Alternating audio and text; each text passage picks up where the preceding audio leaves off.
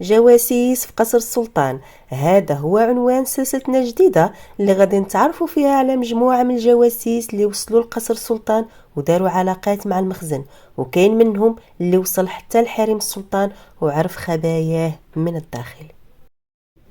الجزء الأول سميناه أطباء لكن جواسيس، وهنا غادي نبدا الحلقة بمقولة للمقيم العام الفرنسي ليوطي اللي جا فيها أنه ما يمكنش يكون شي عمل أكثر مكانة وفعالية من دور الطبيب كعميل للتسرب والاستقطاب والتهدئة. وأضاف ليوطي أنه أي شخص كيف ما كان المنصب ديالو أو مكانته الاجتماعية بمجرد ما كيخرج مع الطبيب مطمئن البال إلا وكتكون الحواجز بينه وبين الطبيب انكسرات وبدات علاقة وطيدة، ومن هنا كيبدا الطبيب الخدمة ديالو وهي نقل الأخبار أو بعبارة أخرى التجسس. الأطباء اللي تعطات لهم مهمة التجسس كانوا كيقوموا بدراسات ميدانية لحالة البلاد السياسية والاقتصادية والاجتماعية، وكاين منهم اللي حظى بثقة السلاطين وكاين اللي تم تنصيبه في مراكز حساسة في جهاز الدولة. وهكذا استطاع هاد الأطباء من تكوين شبكة فعالة للعمل الاستخباري تمهيدا للغزو الاستعماري واحتلال المغرب. اليوم غادي نعرضوا أهم الأطباء الجواسيس اللي عرفهم تاريخ المغرب، وغادي نبداو بالطبيب ويليام لومبيريير. فشكون هو لومبيريير وكيفاش دخل المغرب وفي أي فترة من الفترات وشنو نوع المعلومات اللي قدمها لبلادو؟ ويليام لومبيريير جاسوس بطلب من السلطان. في سنة 1789 غادي يطلب السلطان المغرب آنذاك سيدي محمد بن عبد الله الاستعانة بالخبرة الطبية الإنجليزية بحكم علاقة الجوار اللي كانت كتربطه بإنجلترا اللي استعمرت صخرة جبل طارق، ومن بعد ما فشل أطباء المغرب في شفاء ابن السلطان المولى عبد السلام من واحد المرض صابه في عينيه. وبالفعل غادي يوقع الاختيار على الطبيب ويليام لامبيريير اللي عاش ما بين 1751 و 1834. التحق ويليام بالخدمة الطبية العسكرية بإنجلترا سنة 1789 والتحق بالحامية البريطانية بجبل طارق. الرحلة ديال لامبيريير غادي تبدا من مدينة طنجة اللي منها غادي يتوجه لتارودانت اللي كان كيستقر بها المولى عبد السلام باعتباره خليفة السلطان محمد بن عبد الله في سوس. وفي الطريق ما بين طنجة وتارودانت غادي يكتشف ويليام البلاد وغيتعرف على أحوال وعادات المغاربة. من خلال الرحلة اللي قطعها ويليام لامبيريير من طنجة لتارودانت اكتشف بزاف ديال العادات والتقاليد المغربية من لباس ومأكل وطرق عيش وطرق التطبيب اللي اعتبرها متخلفة وانتقدها بشدة، وهذا الشيء اللي دونو في كتابه اللي نشره مباشرة بعد العودة ديالو من المغرب تحت عنوان رحلة في إمبراطورية المغرب ومملكة فاس.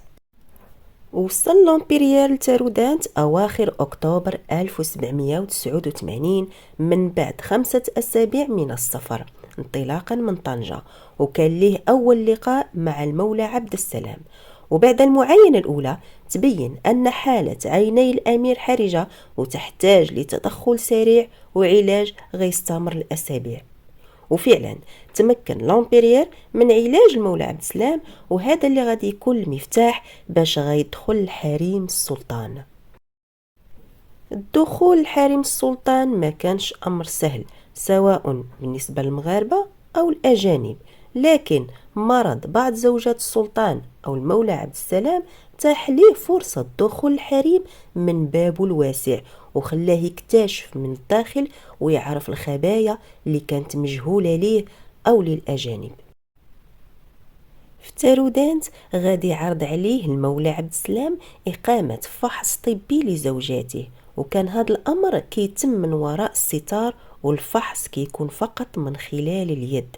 لكن فضول ويليام الشديد لرؤية حريم السلطان استحضر ليه فكرة، وهي إقناع إحدى زوجات الأمير أن تشخيص المرض خاصو يكون بفحص أعضاء أخرى كاللسان، وما كان من زوجة الأمير إلا وعملات ثقب في الستار باش تخرج منه لسانها، وهكذا خابت أحلام الطبيب الإنجليزي. أما في مراكش وهو مقر السلطان، فعرض عليه سيدي محمد بن عبد الله معاينة إحدى زوجاته المفضلات وهي لاله زهرة، اللي كانت كتعاني من ألم مستمر في المعدة. ومن بعد الفحص تبين أن الأمر متعلق بتسميم زوجة السلطان، وهذا الأمر اللي كان عادي في تلك الفترة بسبب كثرة الزوجات والغيرة والمكائد اللي كتكون بيناتهم. لومبيريير في كتابه وصف بشكل دقيق حريم السلطان كالحراسة المشددة من طرف العبيد والخصيان اللي كيتجاوز العدد ديالهم 15. ووصف كذلك مقر الحريم والخدم والإيماء وجل الأعمال اللي كانوا كيقوموا بها. لامبيريير ما كانش فقط طبيب معالج، ولكن لعب دور وسيط بين بريطانيا والمغرب لتحرير الأسرى الإنجليز اللي وقعوا في الأسر في ظرف من الظروف. الطبيب ويليام بمجرد وصوله لإنجلترا ألف كتاب سماه رحلة في إمبراطورية المغرب ومملكة فاس، اللي عرض فيه الأوضاع الاجتماعية والاقتصادية والسياسية للمغرب. الشخصية الثانية في الحلقة اليوم هي الطبيب الإسباني دون خوسيف أنطونيو كول. هو الآخر دخل المغرب بطلب من السلطان المولى سليمان في واحد الوقت اللي عرف فيه المغرب موجة ديال الطاعون سنة 1798 اللي خلفات أعداد كثيرة من المصابين وضحايا هذا المرض. هذا الطبيب بالإضافة للمهام الطبية اللي كان كيقوم بها كانت له اهتمامات أخرى كإنجاز مهمات خاصة لصالح البلد ديالو إسبانيا، كدعم موقع إسبانيا وتقويته بين باقي القوى الإمبريالية المتنافسة على المغرب، بحيث كان كيراقب وكيحاول يجمع معلومات على تحركات البحرية الإنجليزية. وفي نفس الوقت كان كيراقب المناورات البرتغالية اللي كان الهدف منها استمانة المخزن لمعاداة التاج الإسباني.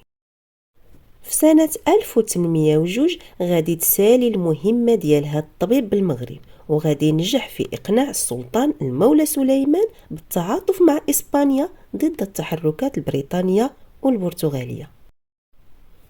في أوائل القرن العشرين ومع تصاعد التنافس الاستعماري بين ألمانيا وفرنسا على المغرب، غادي يبانوا أطباء اللي لعبوا دور هام في هذا الصراع وتحديد المصير ديالو. وهنا غادي نستحضروا طبيبين، الأول ألماني وهو أولزمان، والثاني فرنسي وهو موشان. الداهية أولزمان. الطبيب الألماني أولزمان وصلوا الذكاء والدهاء ديالو أن ولا صديق حميم للسلطان المولى عبد الحفيظ، والأكثر من هذا تزوج بمغربية مسلمة وولا من رعايا السلطان.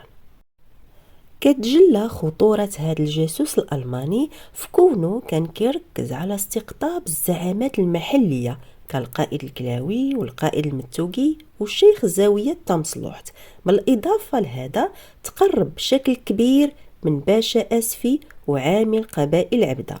والأخطر من هذا أنه كان كيتآمر مع أعيان من اليهود المغاربة بحكم الديانة ديالو اليهودية بغرض تصفية الحسابات مع موظفي المخزن معارضين لمصالح ألمانيا بالمغرب.